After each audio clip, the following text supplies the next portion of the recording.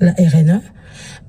Nous, depuis 2020, avec l'équipe d'Emmanuel Presse à l'époque, pour les élections, nous avons tiré la sonnette d'alarme en disant on est d'accord pour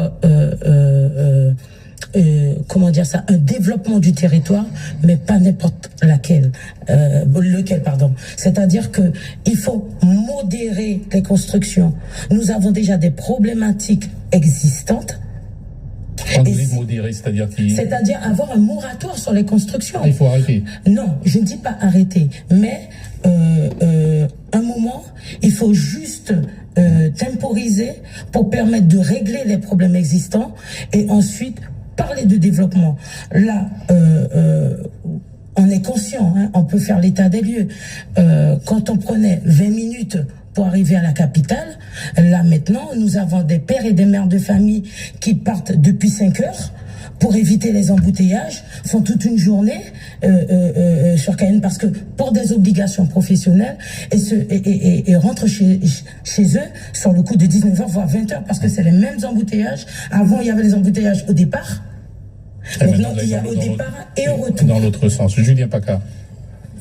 Alors, moi, ce que je vais dire...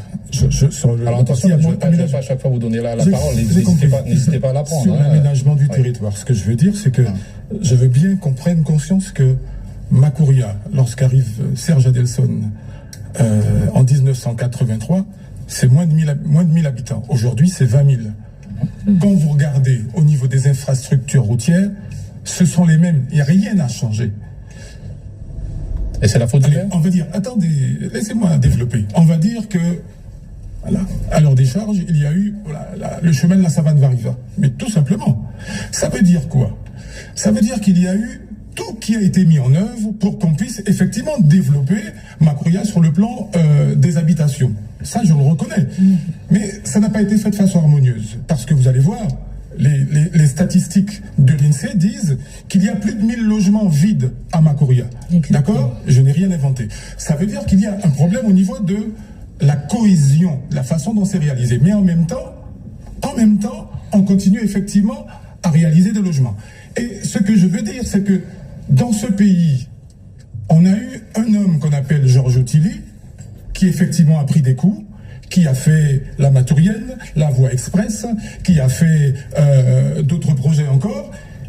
Mais je veux dire... Il n'était pas maire. Hein. Mais ce que je veux dire, il était président de la région. Mais je veux dire, aujourd'hui, ce qui fait défaut, ce qui fait qu'on a ce lot d'embouteillage sur la RN1, d'accord ?